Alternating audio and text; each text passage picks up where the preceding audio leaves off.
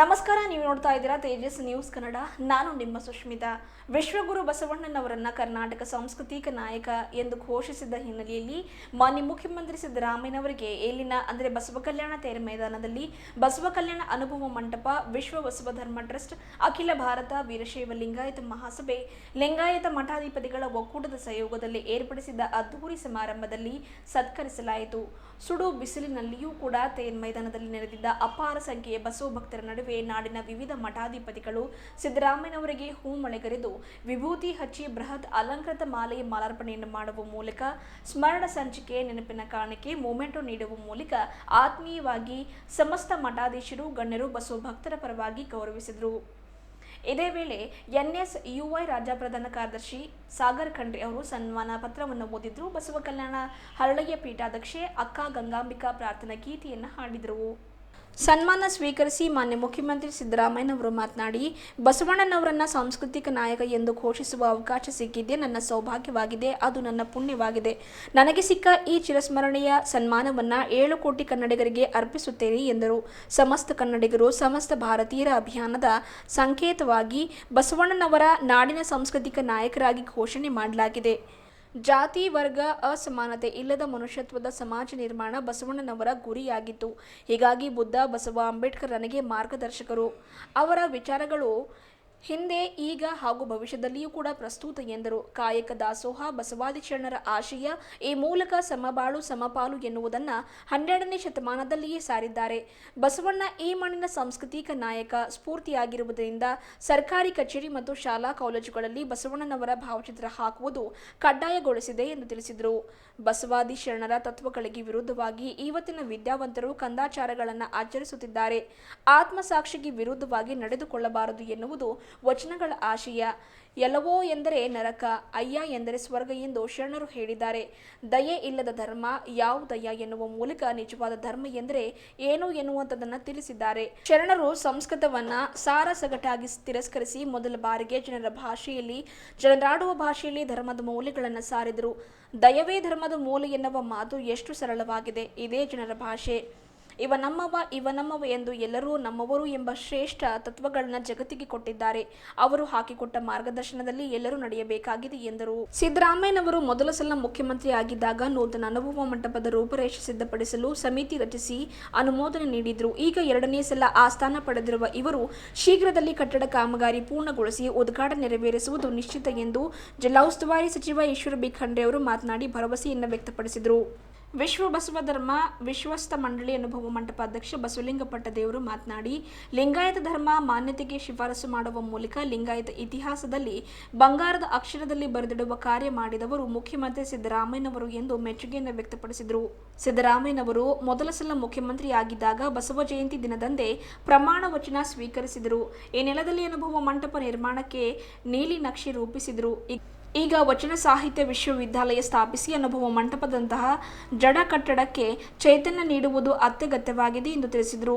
ಉತ್ತರ ಭಾರತದ ಸಂತರ ಸತ್ಪುರುಷರ ಬಗ್ಗೆ ಇಲ್ಲಿನ ಪಠ್ಯದಲ್ಲಿ ಮಾಹಿತಿ ಇದೆ. ಆದರೆ ಅದೇ ಆ ರಾಜ್ಯಗಳಲ್ಲಿನ ಶಾಲಾ ಪಠ್ಯದಲ್ಲಿ ಬಸವಣ್ಣನವರ ಅಕ್ಕ ಮಹಾದೇವಿ, ಕನಕದಾಸ, ಸಂಗೊಳ್ಳಿ ರಾಯಣ್ಣನವರ ಕುರಿತು ಮಾಹಿತಿ ದೊರಕುವಂತೆ ಮಾಡಬೇಕಾಗಿದೆ. ಆ ನಿಟ್ಟಿನಲ್ಲಿ ಮುಖ್ಯಮಂತ್ರಿ ಕ್ರಮ ಜರುಗಿಸಬೇಕು ಎಂದು ಮನವಿಯನ್ನು ಮಾಡಿದರು. ಈ ಸಂದರ್ಭದಲ್ಲಿ ವೇದಿಕೆಯ ಮೇಲೆ ಸಚಿವರಾದ ಎಂಬಿ ಪಾಟೀಲ್, ಈಶ್ವರ ಬಿ ಖಂಡ್ರೆ, ರಹೀಂ ಖಾನ್, ವಿಧಾನ ಪರಿಷತ್ತು ಸದಸ್ಯರಾದ ಅರವಿಂದ್ ಕುಮಾರ್ ಅರಳಿ, ಚಂದ್ರಶೇಖರ್ ಪಾಟೀಲ್, ಭೀಮರಾವ್ ಪಾಟೀಲ್, ಮೀನುಗಾರಿಕೆ ಅಭಿವೃದ್ಧಿ ನಿಗಮದ ಅಧ್ಯಕ್ಷೆ ಮಾಲಾ ಬಿ ನಾರಾಯಣರಾವ್, ಬಸವ ಕಲ್ಯಾಣ ಅನುಭವ ಮಂಟಪದ ಅಧ್ಯಕ್ಷ ಬಸವಲಿಂಗ ಪಟ್ಟದೇವರು, ಕೂಡಲಸಂಗಮ ಬಸವ ಧರ್ಮ ಪೀಠದ ಪೀಠಾಧ್ಯಕ್ಷೆ ಮಾತೆ ಗಂಗಾದೇವಿ, ಬಸವ ಜಯ ಮೃತ್ಯುಂಜಯ ಸ್ವಾಮೀಜಿ, ಭಾಲ್ಕಿ ಗುರುಬಸವ ಪಟ್ಟದೇವರು, ಬಸವ ಕಲ್ಯಾಣ ಹರಳಯ್ಯ ಪೀಠದ ಅಕ್ಕ ಗಂಗಾಂಬಿಕೆ, ಹಾರಕೂಡು ಚೆನ್ನವೀರ ಶಿವಾಚಾರ್ಯರು, ತಾಡೋಳ ರಾಜೇಶ್ವರ ಶಿವಾಚಾರ್ಯರು, ಬೆಲ್ದಾಳ ಸಿದ್ದರಾಮ ಶರಣರು, ಹುಲ್ಸೂರು ಶಿವಾನಂದ ಸ್ವಾಮೀಜಿ ಸೇರಿದಂತೆ ಇನ್ನಿತರರು ಇದ್ದರು.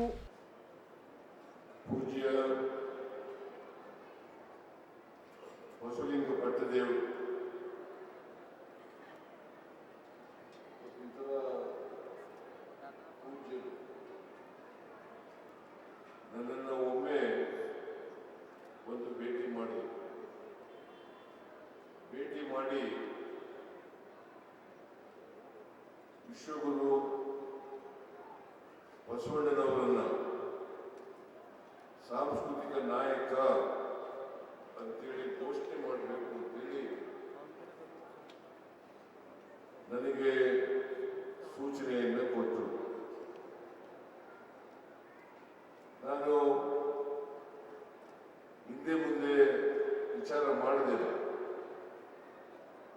ಸಾಂಸ್ಕೃತಿಕ ನಾಯಕನನ್ನಾಗಿ ಮಾಡಬೇಕು ಅಂತೇಳಿ ಮನಸ್ಸಿನಲ್ಲೇ ತೀರ್ಮಾನ ಮಾಡಿ ಮುಂದಿನ ಕ್ಯಾಬಿನೆಟ್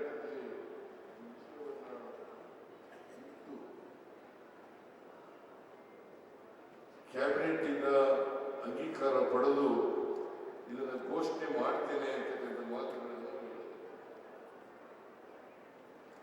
ನಾನು ಬಹಳ ದಿನಗಳಿಂದ ತಗೊಳ್ಳಿಲ್ಲ. ಮುಂದಿನ ಕ್ಯಾಬಿನೆಟ್ನಲ್ಲಿ ವಿಚಾರವನ್ನು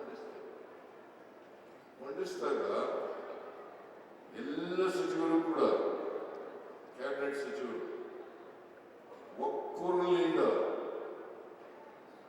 ವಿಶ್ವಗುರು ಬಸವಣ್ಣನವರನ್ನ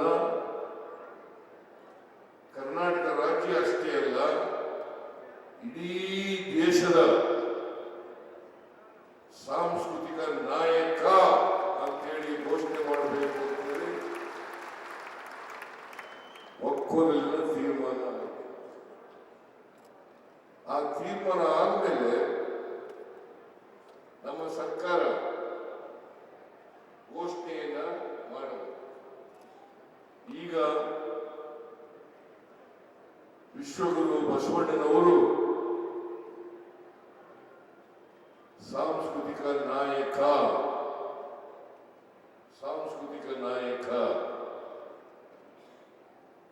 ಇಡೀ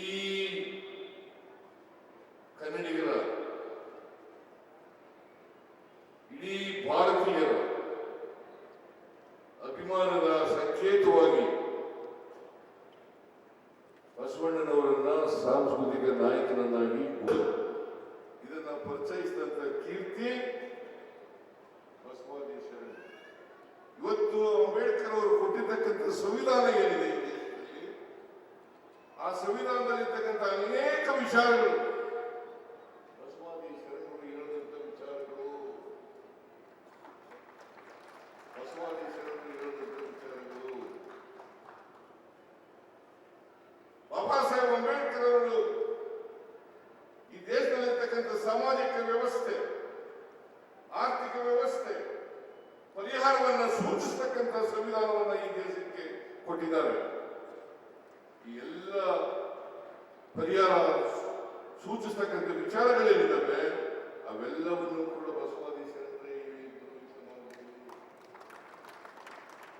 ಬಸವಾದಿ ಶರಣರು ಈ ದೇಶಕ್ಕೆ ಕೊಟ್ಟಿರ್ತಕ್ಕಂಥ ಕೊಡುಗೆ ಏನಪ್ಪಾ ಅಂತಂದ್ರೆ, ಮೌಲ್ಯಗಳೇನಪ್ಪಾ ಅಂತಂದ್ರೆ ಕಾಯಕ ಮತ್ತು ದಾಸೋಹ.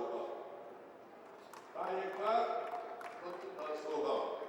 ಇಂಗ್ಲಿಷ್ನಲ್ಲಿ ಕಾಯಕ ಅಂತಂದ್ರೆ ಪ್ರೊಡಕ್ಷನ್, ದಾಸೋಹ ಅಂತಂದ್ರೆ ಡಿಸ್ಟ್ರಿಬ್ಯೂಷನ್.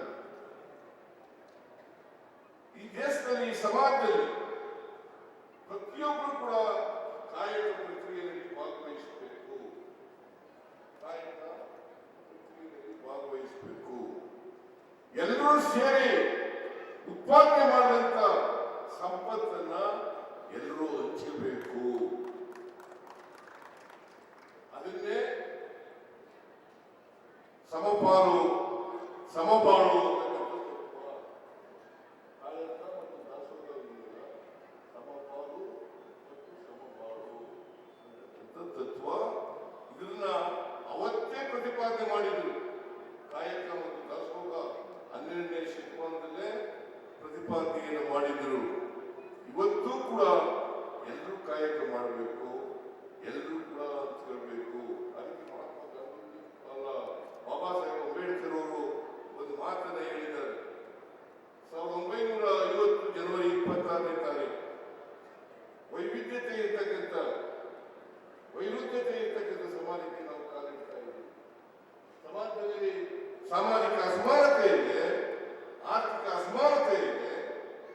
ಇಂತಹ ಸಮಾಜಕ್ಕೆ ನಾವು ಕಾಲಿಡ್ತಾ ಇದ್ದೇವೆ. ಬಸವಾದಿ ಶರಣರು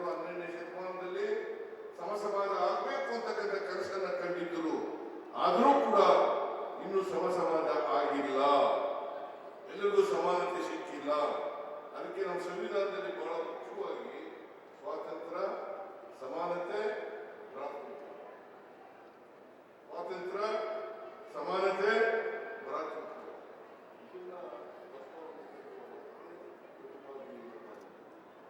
ಸಮಾಜದಲ್ಲಿ ಸಮಾಜ ನಿರ್ಮಾಣ ಆಗಬೇಕು. ಪರಸ್ಪರ ಪ್ರೀತಿಯಿಂದ ಇರ್ತಕ್ಕಂಥ ಸಮಾಜ ಆಗಬೇಕು. ಪರಸ್ಪರ ದ್ವೇಷಿಸ್ತಕ್ಕಂಥ ಸಮಾಜ ಆಗಬಾರದು. ಅದಕ್ಕೋಸ್ಕರನೇ ತಳ ಸಮುದಾಯದ ಜನರನ್ನ ಅನುಭವ ಮಂಟಪದಲ್ಲಿ ಎಲ್ಲರೂ ಸಮಾನವಾಗಿ ಕೂತ್ಕೊಳ್ಳತಕ್ಕಂಥ ವ್ಯವಸ್ಥೆಯನ್ನು ಮಾಡಿದ್ರು.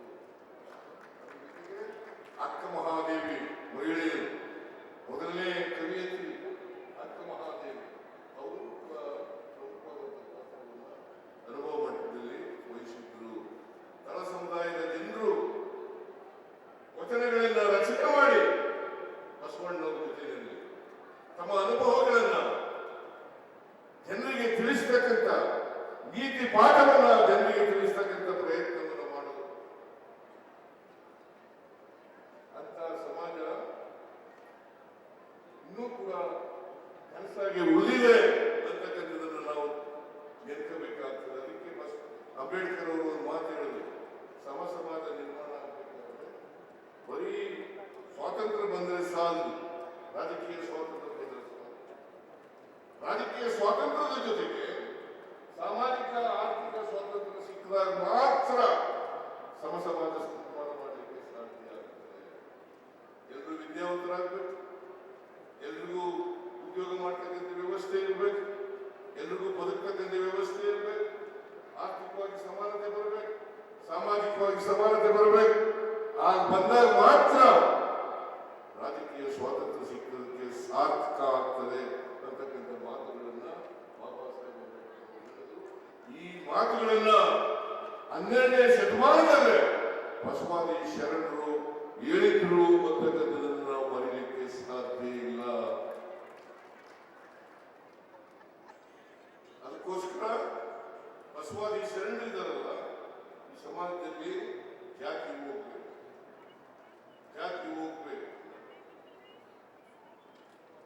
ವರ್ಗ ಹೋಗ್ಬೇಕು, ಎಲ್ಲರೂ ಮನುಷ್ಯರಾಗಿ ಬಾಳ್ತಕ್ಕಂಥ ಸಮಾಜದ ನಿರ್ಮಾಣ ಆಗ್ಬೇಕು, ಕಂದಾಚಾರಗಳು ಹೋಗ್ಬೇಕು, ಮೌಢ್ಯಗಳು ಹೋಗ್ಬೇಕು, ಕಂದಾಚಾರಗಳು ಇರಬಾರ್ದು, ಮೌಢ್ಯಗಳು ಇರಬಾರ್ದು, ವೈಚಾರಿಕತೆ ಪ್ರತಿಯೊಬ್ಬರಲ್ಲೂ ಕೂಡ ಬೆಳೀಬೇಕು ಅಂತಕ್ಕಂಥದ್ದನ್ನ ಅವರು ಪ್ರತಿಪಾದನೆಯನ್ನ ಮಾಡಿದ್ರು. ವೈಚಾರಿಕತೆ ಯಾಕಂದರೆ ಇವತ್ತು ಕೂಡ ವೈಚಾರಿಕತೆ ಬೆಳೆದಿಲ್ಲ. ಅನೇಕ ಜನ ವಿದ್ಯಾವಂತರು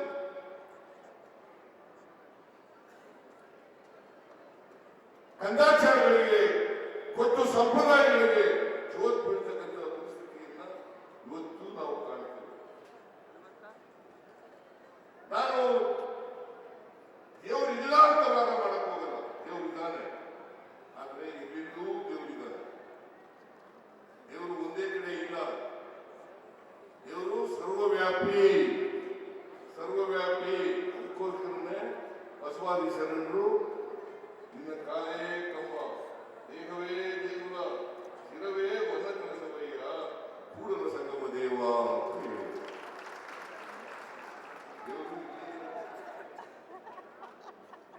ದೇವರಿಗೆ ವಂಚನೆ ಮಾಡಿ ನಾವೇನು ಮಾಡ್ಲಿಕ್ಕೆ ಸಾಧ್ಯ ಇಲ್ಲ. ಏನಾದ್ರು ಎಂದು ತಪ್ಪು ತಿಳ್ಕೊಂಡಿದ್ದೆ. ನಾನು ಏನ್ ಮಾಡಿದ್ರು ಕೂಡ ಹೋಗಿ ದೇವ್ರಿಗೆ ಹೋಗಿ ನಮಸ್ಕಾರ ಮಾಡಿಬಿಟ್ರೆ ಅಥವಾ ತೀರ್ಥಯಾತ್ರೆ ಮಾಡಿಬಿಟ್ರೆ ನಮ್ಗೆಲ್ಲ ಪರಿಹಾರ ಆಗ್ಬಿಡ್ತದೆ ಅಂತ ತಿಳ್ಕೊಂಡಿದ್ರೆ ಅದರಂತ ಮೂರ್ಖತನ ಬೇರೆ ಯಾವುದೂ ಇಲ್ಲ ಅಂತಕ್ಕಂಥ ಗೌರವದಿಂದ ಕಾಣ್ತಕ್ಕಂಥ, ಪ್ರೀತಿಯಿಂದ ಕಾಣ್ತಕ್ಕಂಥ ಕೆಲಸವನ್ನು ಮಾಡಬೇಕು. ಅದಕ್ಕೋಸ್ಕರನೇ ಗೆಲವೋ ಅಂತ ಹೇಳ್ಬೇಡಪ್ಪ, ಅಯ್ಯ ಅಂತ ಕರಿ. ಗೆಲುವೋ ಅಂತ ಹೇಳ್ಬೇಡ, ನೀನು ನರಕ ಅಂತ ಹೇಳ್ತೇವಲ್ಲ, ಆ ನರಕ ಆಗ್ತದೆ ಬೇಡ ಅಂತ ಹೇಳಿ. ನರಕ ಸ್ವರ್ಗ ಏನಿಲ್ಲ, ನರಕ ಸ್ವರ್ಗ ಎಂತ ಮಹತ್ತರವಾದಂಥ ಮೌಲ್ಯಗಳನ್ನು ಸಮಾಜಕ್ಕೆ ಕೊಟ್ಟದ್ದು. ಅದು ಧರ್ಮದ ಬಗ್ಗೆನೂ ಕೂಡ ಬಹಳ ದೊಡ್ಡ ವ್ಯಾಖ್ಯಾನ ಮಾಡ್ತಾರೆ. ದಯೇ ಧರ್ಮದ ಮೂಲವಯ್ಯ, ದಯೇ ಧರ್ಮದ ಮೂಲವಯ್ಯ, ದಯೇ ಧರ್ಮವ್ಯಾವುದಯ್ಯ ನೋಡಿ ಎಷ್ಟು ಸುಲಭವಾಗಿ ಹೇಳಿದ್ದಾರೆ. ಆಮೇಲೆ ವಚನ ಸಾಹಿತ್ಯ, ಕನ್ನಡ ಸಾಹಿತ್ಯಕ್ಕೆ ಮಹಾನ್ ಕೊಡುಗೆ ಕೊಟ್ಟಿರ್ತಕ್ಕಂಥದ್ದು ವಚನ ಸಾಹಿತ್ಯ. ಮಹಾನ್ ಕೊಡುಗೆ ಕೊಟ್ಟಿರ್ತಕ್ಕಂಥದ್ದು ವಚನ ಸಾಹಿತ್ಯ. ಯಾಕಂತಂದ್ರೆ ನಮ್ಮ ಭಾಷೆ, ಸಂಸ್ಕೃತಿ ಎಲ್ಲವೂ ಕೂಡ ಜನರಿಗೆ ಗೊತ್ತಿಲ್ಲದೆ ಇರತಕ್ಕಂಥ ಭಾಷೆಗಳಲ್ಲಿ ಆಗಬಾರದು. ಜನರು ಆಡ್ತಕ್ಕಂಥ ಆಡು ಭಾಷೆಗಳಲ್ಲಿ ಧರ್ಮ ಪ್ರಚಾರ ಆಗಬೇಕು, ಧರ್ಮ ತಿಳಿಸ್ತಕ್ಕಂಥ ಕೆಲಸ ಆಗಬೇಕು. ಅದಕ್ಕೋಸ್ಕರ ವಚನ ಸಾಹಿತ್ಯದ ಮೂಲಕ ಇಡೀ ಸಮಾಜಕ್ಕೆ ಅವರು ಗೊತ್ತಾಗ್ತಕ್ಕಂಥ ಭಾಷೆಯಲ್ಲಿ ಧರ್ಮವನ್ನು ತಿಳಿಸ್ತಕ್ಕಂಥ ಪ್ರಯತ್ನವನ್ನ ಬಸವಾದಿ ಶರಣರು ಮಾಡಿದ್ರು. ಇದನ್ನ ನಾವು ಬಹಳ ಮುಖ್ಯವಾಗಿ ಯಾಕಂತಂದ್ರೆ ಅಂದು 12ನೇ ಶತಮಾನದಲ್ಲಿ ಜನರಿಗೆ ಶಿಕ್ಷಣ ಇರಲಿಲ್ಲ. ಬಹುಸಂಖ್ಯಾತ ಜನ ಶಿಕ್ಷಣದಿಂದ ವಂಚಿತರಾಗಿದ್ದರು. ಅವ್ರಿಗೆ ಶಿಕ್ಷಣ ಗೊತ್ತಿರಲಿಲ್ಲ, ಸಂಸ್ಕೃತ ಅಂತೂ ಗೊತ್ತೇ ಇರಲಿಲ್ಲ. ಸಂಸ್ಕೃತ ಅಂತೂ ಗೊತ್ತೇ ಇಲ್ಲ, ನನಗೆ ಗೊತ್ತಿಲ್ಲ. ಯಾರು ಸಂಸ್ಕೃತ ಓದಿದ್ರು ಸ್ವಾಮಿಗಳು ಗೊತ್ತಿರಬೇಕು ಅಂತ ಕಾಣಿಸುತ್ತೆ. ಅವ್ರು ಗೊತ್ತಿಲ್ಲ. ನಾವೇನು ಸಂಸ್ಕೃತ ಓದಿಲ್ಲ, ನಮಗೆ ನಂಜೇಗೌಡ ಅಂತ ಒಬ್ಬರು ಮೇಲ್ಕೂತು ನಿರ್ಮಕರು ಅಂತ ಕಳಿಸ್ತಾ ಇದ್ರು. ಅವರು ನಮಗೆ ಈ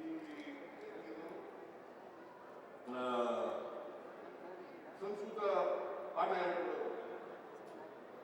ಅವ್ರ ಆಮೇಲೆ ಸ್ವಲ್ಪ ಒಂದು ವಾರ 15 ದಿನಕ್ಕೆ ನಮಗೆ ಅಮರ ಕೋಶ ಅಂತ ಯಶ್ಯ ಜ್ಞಾನ ದಯಾ ನಾನು ಬೈಪಾಠ ಮಾಡ್ತಾ ಇದ್ದ ಹೊತ್ತು ಅರ್ಥ ಏನು ಅಂತ ಗೊತ್ತಾಗ್ತದೆ. ಅದಕ್ಕೆ ಜನರಿಗೆ ಧರ್ಮ ಬೋಧನೆ ಮಾಡೋದು ಆ ಭಾಷೆಯಲ್ಲಿ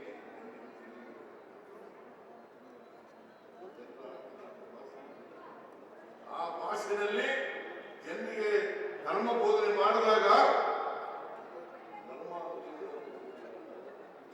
ಬಸವಾದಿ ಶರಣರು ಧರ್ಮ ಅಂದ್ರೆ ಏನು ಅನ್ನೋದಕ್ಕೆ ಅರ್ಥವಿವರಣೆ ಏನಪ್ಪ ಕೊಡ್ತಾರೆ ಅಂದ್ರೆ ದಯೆ, ದಯೆ ಇಲ್ಲದ ಧರ್ಮದ ಯಾವುದಯ್ಯ. ಅರ್ಥ ಆಗುತ್ತೆ. ಸಂಸ್ಕೃತ ಅರ್ಥ ಆಗುತ್ತಾ? ಅರ್ಥ ಆಗಲ್ಲ. ಜನರ ಆಡು ಭಾಷೆಯಲ್ಲಿ ವಚನಗಳನ್ನ ರಚನೆ ಮಾಡಿ ಜನರಿಗೆ ತಿಳಿಸ್ತಕ್ಕಂಥ ಕೆಲಸವನ್ನು ಮಾಡೋದು.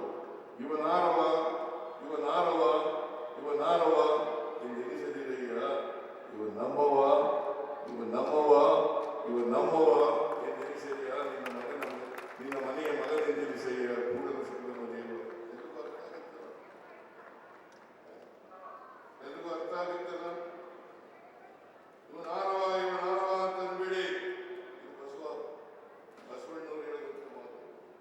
ಇವನಾರವ ಇವನಾರವ ಅಂದ್ಬೇಡಿ. ನಮ್ಮವ ಇವ ನಮ್ಮವ ಇವ ನಮ್ಮವ. ವಚನ ಹೇಳೋದಕ್ಕೆ ವಚನ ಹೇಳೋದಕ್ಕೋಸ್ಕರ ಬಸವಾದಿ ಶರಣರು ನುಡಿದಂತೆ ನಡೆದರು. ಕೃತಿ ಮತ್ತು ಮಾತು ವ್ಯತ್ಯಾಸ ಇರಲಿಲ್ಲ. ಏನ್ ಮಾತನಾಡ್ತಾರೆ, ಏನ್ ಬೋಧನೆ ಮಾಡ್ತಾರೆ, ಅದರಂತೆ ಅವರ ಜೀವನದಲ್ಲಿ ಕೂಡ ಅಳವಡಿಸಿಕೊಂಡಿದ್ದಾರೆ. ಬಹುತೇಕ ಜನ ನಮ್ಮಲ್ಲಿ ನುಡಿದಂತೆ ನಡೆಯಲ್ಲ.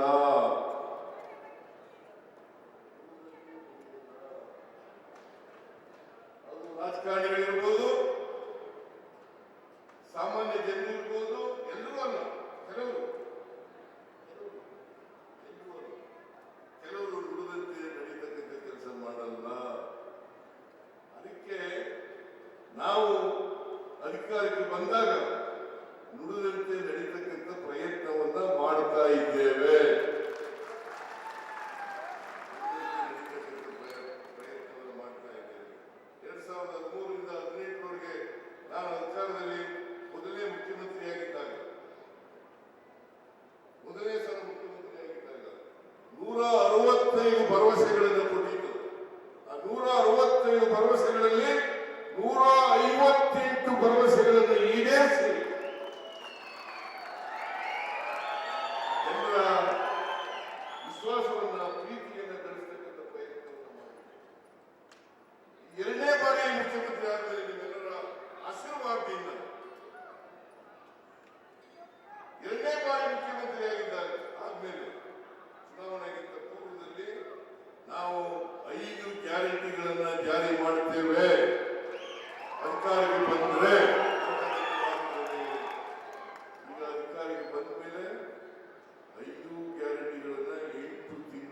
ಜಾರಿಗೆ ಕೊಟ್ಟಿದ್ದೇವೆ. 36,000 ಕೋಟಿ ರೂಪಾಯಿಗಳನ್ನ ಖರ್ಚು ಮಾಡಿದ್ದೇವೆ. ಮುಂದಿನ ವರ್ಷ 24-25ಕ್ಕೆ 56,000 ಕೋಟಿ ರೂಪಾಯಿಗಳನ್ನ ಖರ್ಚು ಮಾಡ್ತಾ ಇದ್ದೇವೆ. ನೀವೇ ನಮ್ಮ ಮಾಲೀಕರು. ಸಮಾಜದಲ್ಲಿ ಬಡವರು, ದಲಿತರು, ಹಿಂದುಳಿದವರು, ಅಲ್ಪಸಂಖ್ಯಾತರು, ರೈತರು, ಮಹಿಳೆಯರು ಇವರೆಲ್ಲರಿಗೂ ಕೂಡ ಆರ್ಥಿಕ ಸಾಮಾಜಿಕ ಶಕ್ತಿ ಬಂದಾಗ ಮಾತ್ರ ಬಸವಾದಿ ಶರಣರು ಕಂಡಿದ್ದಂತ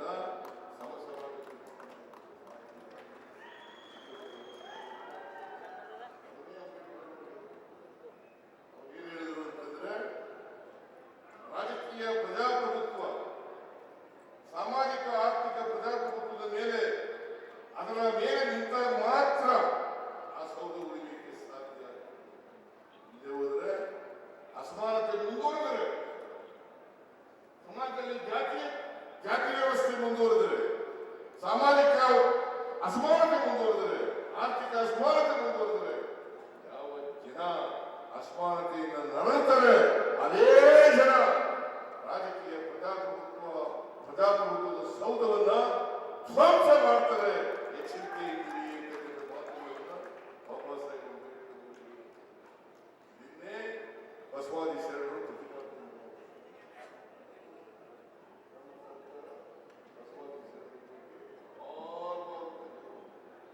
ಬಸವಾದಿ ಶರಣರು ಹೇಳಿದಂತ ವಿಚಾರಗಳು ನಮಗೆ ಪ್ರೇರಣೆ ಅಂತಕ್ಕಂಥ ಮಾತುಗಳನ್ನು ಹೇಳಲಿಕ್ಕೆ ಬಯಸ್ತಾ ಇದ್ದೇನೆ.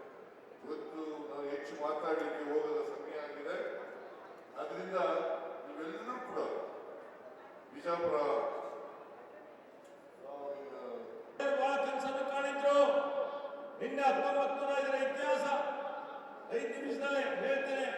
1955ರಲ್ಲಿ ಬಂತನಾಳ ಶಿವಯೋಗಿಗಳ ಅಧ್ಯಕ್ಷತೆಯಲ್ಲಿ ಜಯಚಾಮರಾಜ ಒಡೆಯರು ಬಂದು ಅನುಭವ ಮಂಟಪದ ಒಂದು ಅದಕ್ಕೆ ಪೂಜೆ ಮಾಡಬೇಕು ಅಂತಲೇ ಹೇಳಿ ಅದನ್ನು ಅವತ್ತಾಗಲಿಲ್ಲ. 11 ವರ್ಷಗಳ ನಂತರ ಮಾನ್ಯ ಬಿ.ಡಿ. ಜಗತ್ತಿಯವರು ಮುಖ್ಯಮಂತ್ರಿ ಆಗಿದ್ದಾಗ ಮತ್ತೊಮ್ಮೆ ಶಂಕುಸ್ಥಾಪನೆ ಆಗ್ತದೆ. ಆದ್ರೂ ಅದು ಮುಂದೆ ಹೋಗುದಿಲ್ಲ. 78ರಲ್ಲಿ ಇವತ್ತು ಅಥಣಿ ಅಂದ್ರೆ ಧಾರವಾಡದ ಮುರುಘಾ ಶ್ರೀಗಳು ಇದೇ ಕಮಲಾಪುರದಲ್ಲಿ ಶಿವಾನುಭವ ಗೋಷ್ಠಿ ಮಾಡುವಂತಹ ಸಂದರ್ಭದಲ್ಲಿ ಇವತ್ತವರು ಏನು ಈಗ ಅನುಭವ ಮಂಟಪದ ನಿರ್ಮಾಣ ಕಾರ್ಯ ಯಾರಾದ್ರೂ ಮಾಡಬಹುದು ಅಂದ್ರೆ ಅದು ಪರಮಪೂಜ್ಯ ಚನ್ನಬಸವ ದೇವರು ಮಾತ್ರ ಮಾಡಬಹುದು ಅಂತ ಹೇಳಿ ಅವರ ಕೊರಳಿಗೆ ಹಾಕ್ತಾರೆ. ಅವರು ಅನುಭವ ಮಂಟಪ ನಿರ್ಮಾಣ ಮಾಡಲಿಕ್ಕೆ 72ರಲ್ಲಿ ಬಸವ ಜಯಂತಿ ದಿವಸ ಪ್ರಾರಂಭ ಮಾಡಿ ಇವತ್ತು 81ರಲ್ಲಿ ಅವ್ರ ಜೊತೆಯಲ್ಲಿ ಅನೇಕ ಜನ ಜಯದೇವಿ ತಾಯಿ ಗಾಡಿ ಇರ್ಬೋದು, ನಮ್ಮ ತಂದೆಯವರಾದ ಪೂಜಾ ಭೀಮಣ್ಣ ಖಂಡ್ರೆ ಅವರು ಇವತ್ತು ಇನ್ನೂ ಅನೇಕ ಜನ ಅದರಲ್ಲಿ ಇವತ್ತು ಭಾಗಿಯಾಗ್ತಾರೆ. ಇವತ್ತು ಆ ರೀತಿಯಲ್ಲಿ ಅವರು ಏನು ಕನಸು ಕಾಣಿದ್ರು 81ರಲ್ಲಿ ಗೋಪುರ ಏನಾಗಿದೆ ಅನುಭವ ಮಂಟಪದ ಈ ಗೋಪುರ ಒಂದೇ ದಿವಸದಲ್ಲಿ ಪೂರ್ತಿ ಮಾಡಬೇಕು ಅಂತ ಹೇಳಿದಾಗ ಕಲ್ಲು ಮಣ್ಣು ಕಾಂಕ್ರೀಟ್ ಹಾಕಿ ಆ ಗೋಪುರವನ್ನು ನಿರ್ಮಾಣ ಮಾಡಿದಂಥದ್ದು ಖ್ಯಾತಿ ಚನ್ನಬಸವ ದೇವರಿಗೆ, ಶ್ರೀ ಭೀಮಣ್ಣ ಖಂಡ್ರೆ ಅವರಿಗೆ, ಅವ್ರ ಸಂಘಟನೆಗಳಿಗೆಲ್ಲ ಅವರಿಗೆ ಸ್ಮರಿಸಬೇಕು.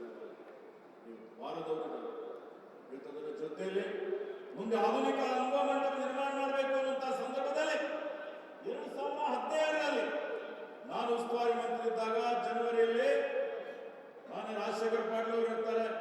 ಅವರು ಅವ್ರ ಜೊತೆಯಲ್ಲಿ ಇನ್ನೂ ಅನೇಕ ಜನ ನಾವೆಲ್ಲ ಶಾಸಕರುಗಳು ಸೇರಿ ಸನ್ಮಾನ್ಯ ಮುಖ್ಯಮಂತ್ರಿ ಅವರಲ್ಲಿ ಬಸ್ ಕಲ್ಯಾಣ ಪ್ರಾಧಿಕಾರದ ಸಭೆ ಕರೆದಂತಹ ಸಂದರ್ಭದಲ್ಲಿ ನಾವೊಂದು ಮನವಿ ಸಲ್ಲಿಸ್ತೇವೆ. ಇವತ್ತೇನು ನೂತನ ಅನುಭವ ಮಂಟಪ ಆಗಬೇಕು ಅಂತ ಹೇಳಿ ಮಾನ್ಯ ಮುಖ್ಯಮಂತ್ರಿಗಳು ಅದಕ್ಕೆ ಒಪ್ಪಿಗೆ ಕೊಟ್ಟು ಮೂರು ಚನ್ನಬಸವನವರ ಅಧ್ಯಕ್ಷತೆಯಲ್ಲಿ ಒಂದು ತಜ್ಞರ ಸಮಿತಿ ರಚನೆ ಮಾಡಿ ಆ ತಜ್ಞರ ಸಮಿತಿ 6 ತಿಂಗಳವರೆಗೆ ಇವತ್ತು ನಾನು ಉಸ್ತುವಾರಿ ಮಂತ್ರಿ ಇದ್ದಾಗ ತಿಂಗಳಿಗೆ ಒಂದೊಂದು ಸಭೆ ಮಾಡಿ ಎಲ್ಲವೂ ರೀತಿಯಲ್ಲಿ ಅದನ್ನು ಆಲೋಚನೆ ಮಾಡಿ ಬಸವ ತತ್ವದ ಆಧಾರದ ಮೇಲೆ ಅಷ್ಟಾವರಣ, ಪಂಚಾಚಾರ, ಷಡಸ್ಥಲ ಇವೆಲ್ಲವನ್ನೂ ಸೇರಿಸಿಕೊಂಡು ಇವತ್ತು ಈ ಜಗತ್ತಿಗೆ ಮಾದರಿಯಾದಂತಹ ಅನುಭವ ಮಂಟಪ ಮಾಡಬೇಕು ಅಂತ ಹೇಳಿ ಅವರು ವರದಿ ತಯಾರು ಮಾಡ್ತಾರೆ.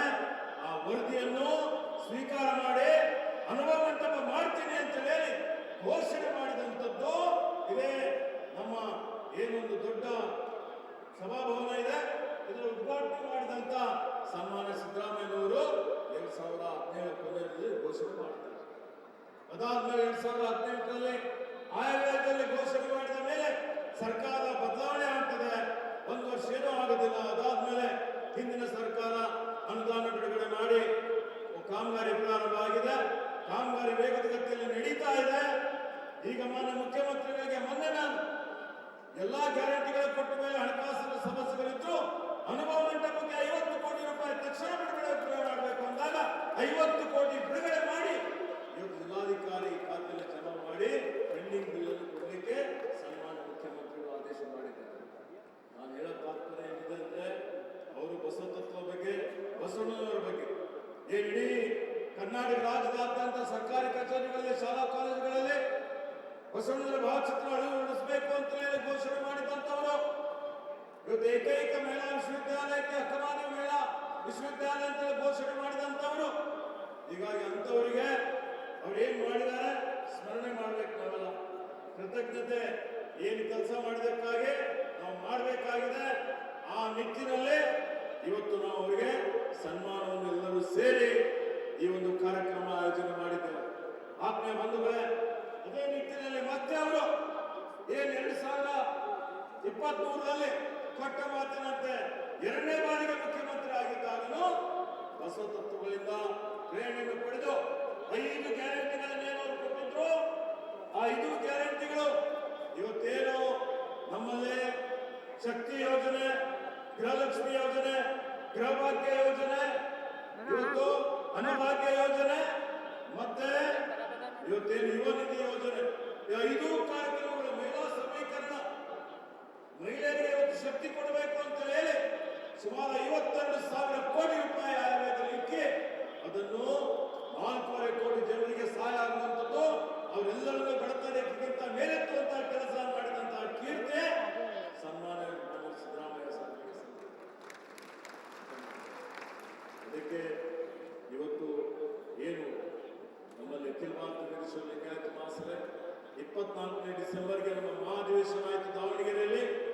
ಅಲ್ಲಿ ಒಂದು ನಾವು ನಿರ್ಣಯ ಮಾಡ್ತೀವಿ, ಬಸವಣ್ಣನವರನ್ನು ಇವತ್ತು ಸಾಂಸ್ಕೃತಿಕ ನಾಯಕ ಅಂತ ಘೋಷಣೆ ಮಾಡಬೇಕು ಅಂತ.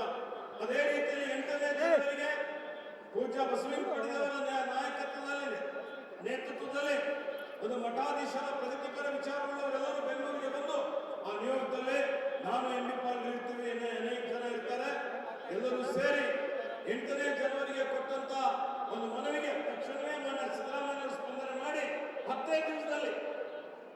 10 ದಿವಸದಲ್ಲಿ ಅವರು ಸಚಿವ ಸಂಪುಟದಲ್ಲಿ ಈ ವಿಷಯವನ್ನು ಪ್ರಸ್ತಾಪ ಮಾಡಿ ಅದಕ್ಕೆ ಮನ್ನಣೆ ಕೊಟ್ಟು ಇವತ್ತು ಏನು ಬಸವಣ್ಣನವರು ಸಾಂಸ್ಕೃತಿಕ ನಾಯಕ ಅನ್ನುವಂತಹ ಘೋಷಣೆಯನ್ನು ಮಾಡಿದಂಥದ್ದು ಇದು ಐತಿಹಾಸಿಕವಾದಂತಹ ಕಾರ್ಯ, ಚರಿತ್ರಾರ್ಹವಾದಂತಹ ಒಂದು ಕಾರ್ಯ.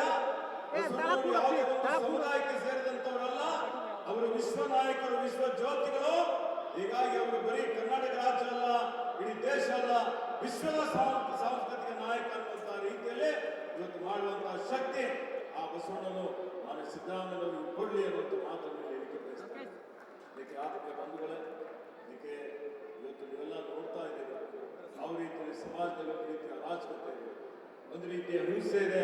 ಜಾತಿಗಳಲ್ಲಿ ಧರ್ಮಗಳಲ್ಲಿ ಒಡೆದಾಡುವ ನೀತಿ ಅನುಸರಿಸಿ ಭಾವನಾತ್ಮಕ ವಿಷಯಗಳನ್ನು ಕೆರಳಿಸಿ ಜನರಿಗೆ ದಾರಿ ತಪ್ಪಿಸುವಂಥದ್ದು, ಸಮಾಜ ಒಡೆಯುವಂತಹ ಕೆಲಸ ಕೆಲವೊಂದು ಕೋಮುವಾದಿ ಶಕ್ತಿಗಳು ಮಾಡ್ತಾ ಇರ್ತಕ್ಕಂಥದ್ದು ನಿಮ್ಮ ಕಣ್ಣೆದುರುಗಡೆ ಇದೆ.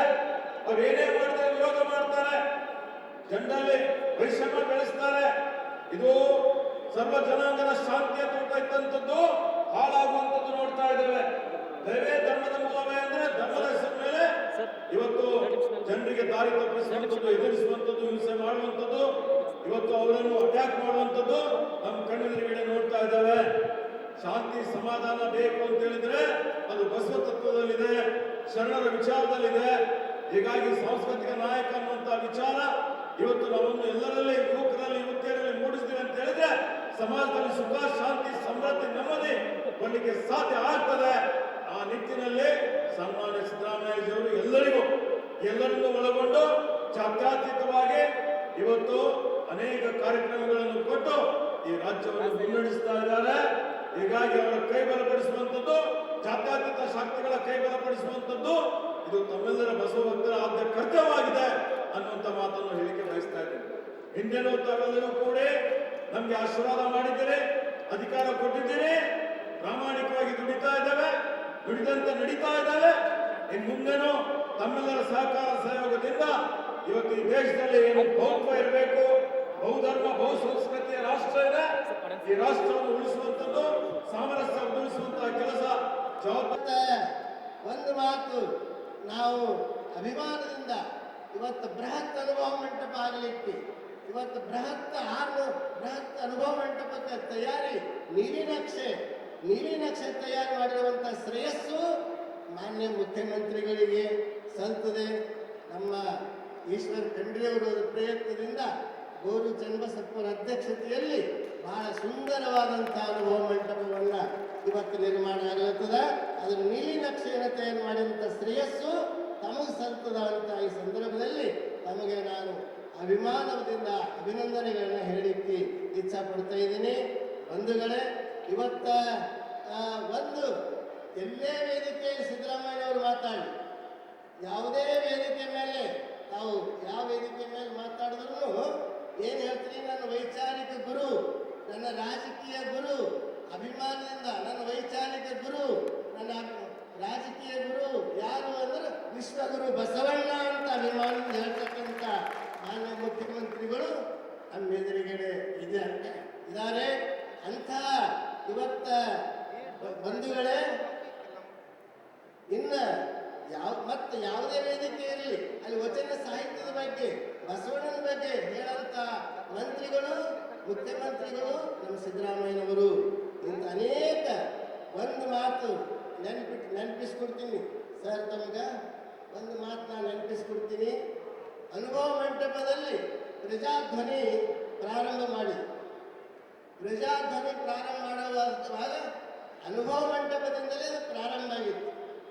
ಅನುಭವ ಮಂಟಪದಲ್ಲಿ ಪ್ರಾರಂಭ ಆದಾಗ ಅವಾಗ ನಾನು ಆವೇಶದಿಂದ ಹೇಳ್ತಾ ನಾವು ಉದ್ದೇಶಪೂರ್ವಕವಾಗಿ ಬಸವಣ್ಣ ನುಡಿಸಿದರೆ ನನ್ನ ಬಾಯಿಂದ ಮುಂದೆ ಸರ್ಕಾರ ನಿಮ್ಮದೇ ಬರ್ತದ, ನೀವೇ ಮುಖ್ಯಮಂತ್ರಿಗಳೇ ಆಗ್ತೀರಿ ಅಂತ ಆ ಪ್ರಜಾಧ್ವನಿಯಲ್ಲಿ ಮೊಟ್ಟ ಮೊದಲು ನನ್ನ ಬಾಯಿಂದ ನುಡಿಸಿದ್ರು. ಮರುದಿವಸ ಎಷ್ಟೋ ಟೀಕೆಗಳು ಬಂದು ಆದ್ರೆ ನಾ ಅದನ್ನು ನಾಯೇನು ಅಂದಿಲ್ಲಪ್ಪ, ಅಷ್ಟೇ ಹೇಳಿದೆ ವಿನಃ ತಂತಾನೆ ಆ ಧ್ವನಿ ನುಡಿಸಿದೆ ಅಂತ. ಮತ್ತೆ ಮುಖ್ಯಮಂತ್ರಿಗಳಾದರೂ ಅವರು ಒಳ್ಳೆಯ ಕಾರ್ಯ ಮಾಡ್ತಾ ಇದ್ದಾರೆ. ಇವತ್ತ ನಾನು ಕೊನೆಗೆ ಒಂದು ಮಾತನ್ನು ಹೇಳಕ್ಕೆ ಇಚ್ಛಪಡ್ತಾ ಇದ್ದೀನಿ. ಇದು ಬಸವಣ್ಣನ ನಾಡು. ಒಂದು ತಾವು ಅಧಿಕಾರ ಶಾಶ್ವತ ಇಲ್ಲ. ಅಧಿಕಾರ ಇದ್ದಾಗ ತಮ್ಮ ಹೆಸರು ಮುಂದೆ ಕಾಲಾನುಕಾಲ ನೆನೆಸ್ಕೋಬೇಕಾದ, ವಚನ ಸಾಹಿತ್ಯ ವಿಶ್ವ ಮಟ್ಟದಲ್ಲಿ ಪ್ರಚಾರ ಆಗಬೇಕಾದ, ವಚನ ಸಾಹಿತ್ಯ ವಿಶ್ವ ಮಟ್ಟದಲ್ಲಿ ಬೆಳಕು ಕೊಡಬೇಕಾದ್ರೆ ತಾವು ಬಸವ ಕಲ್ಯಾಣ ಭೂಮಿಯಲ್ಲಿ ವಚನ ವಿಶ್ವವಿದ್ಯಾಲಯ ಮಾಡಬೇಕು ಅಂತ ನಾಡಿನ ಸಮಸ್ತ ಭಕ್ತರ ಮುಖಾಂತರ ನಾನು ತಮಗೆ ವಿನಂತಿ ಮಾಡ್ಕೋತಾ ಇದ್ದೀನಿ. ಆ ವಚನ ವಿಶ್ವವಿದ್ಯಾಲಯ, ಈ ಅನುಭವ ಮಂಟಪ, ಅದು ಕಲ್ಲಿನ ಜಡ, ಅದಕ್ಕೆ ಚೈತನ್ಯ ತುಂಬಬೇಕಾದ್ರೆ ವಚನ ವಿಶ್ವವಿದ್ಯಾಲಯವೇ ಅದು ಬೇಕು. ಅದಕ್ಕೆ ತಾವು ಖಂಡಿತವಾಗಿ ವಚನ ವಿಶ್ವವಿದ್ಯಾಲಯ ಮಾಡ್ತೀರಿ ಅಂತ ತಿಳ್ಕೊಂಡು ನನಗೆ ಸಂತೋಷದ, ಅಭಿಮಾನದ ಬಂಧುಗಳೇ. ಅಂಥ ವಚನ ವಿಶ್ವವಿದ್ಯಾಲಯ ತಾವು ಮಾಡಬೇಕು ಅನ್ನುವಂಥ ಮಾತನ್ನು ಹೇಳಿ, ಇವತ್ತು ಎಲ್ಲ ಪಠ್ಯಗಳಲ್ಲಿ ಶರಣರ ತತ್ವಗಳನ್ನು ಅಳವಡಿಸಿಕೊಳ್ಳುವಂಥ ಒಂದು ತಾವೆಲ್ಲ ಗಮನ ಕೊಡಬೇಕು ಅಂತ ಒಂದು ಮಾತನ್ನು ಹೇಳಿ, ಮತ್ತೊಮ್ಮೆ ಇವತ್ತ ಇಂಥ ಒಂದು ಅಪರೂಪದ ಸಾಂಸ್ಕೃತಿಕ ನಾಡಿನ ಮಠಾಧೀಶರೆಲ್ಲರ ಪರವಾಗಿ, ನಾಡಿನ ಎಲ್ಲ ಕಡೆ ಎಲ್ಲ ಬಸವ ಭಕ್ತರ ಪರವಾಗಿ ನಾನು ಮತ್ತೊಮ್ಮೆ ಸಾವಿರ ಅಭಿನಂದನೆಗಳನ್ನು ಅವರಿಗೆ ಸಲ್ಲಿಸಿ ನನ್ನ ಎರಡು ಮಾತುಗಳನ್ನು ಮುಕ್ತಾಯ ಮಾಡ್ತೀನಿ. ಎಲ್ಲರಿಗೂ ಶರಣಾರ್ಥಿ. ಅದಕ್ಕೆ ಮಾನ್ಯ ಮುಖ್ಯಮಂತ್ರಿಗಳು ನಮ್ಮ ಜನಪದ ವಿಶ್ವವಿದ್ಯಾಲಯ ಇದೆ, ಸಂಸ್ಕೃತ ವಿಶ್ವವಿದ್ಯಾಲಯ ಇದೆ, ಜನಪದ ವಿಶ್ವವಿದ್ಯಾಲಯ ಇದೆ, ಸಂಸ್ಕೃತ ವಿಶ್ವವಿದ್ಯಾಲಯ ಇದೆ, ಕನ್ನಡ ವಿಶ್ವವಿದ್ಯಾಲಯ ಇದೆ, ವಚನ ವಿಶ್ವವಿದ್ಯಾಲಯ ಮಾಡಿದರೆ ಅನುಭವ ಮಂಟಪದ ಜೀವಂತಿಕೆ ತುಂಬಿದಂತ ಆಗ್ತದೆ. ಆ ದೃಷ್ಟಿಯಿಂದ ಅವರು ಮಾಡೇ ಮಾಡ್ತಾರೆ ಅನ್ನುವಂಥ ಭರವಸೆ ನಮ್ಮೆಲ್ಲರ ಮಠಾಧೀಶರಿಗೆ, ಎಲ್ಲರ ಮಠಾಧೀಶ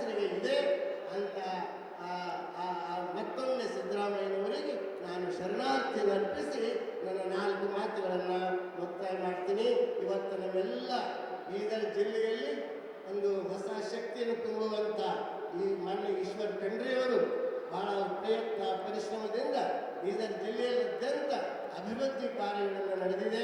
ಇವತ್ತ ಎಲ್ಲರೂ ಆ ಅಭಿವೃದ್ಧಿಯತ್ತ ದಾಪುಗಾಲು ಹಾಕ್ತಾ ಇದ್ದಾರೆ ಅಂತ ಹೇಳಿ, ಅದೇ ರೀತಿ ನಮ್ಮ ಎಂ ಬಿ ಪಾಟೀಲ್ ರವರು ಇವತ್ತಿನ ಸಭೆಯಲ್ಲಿದ್ದು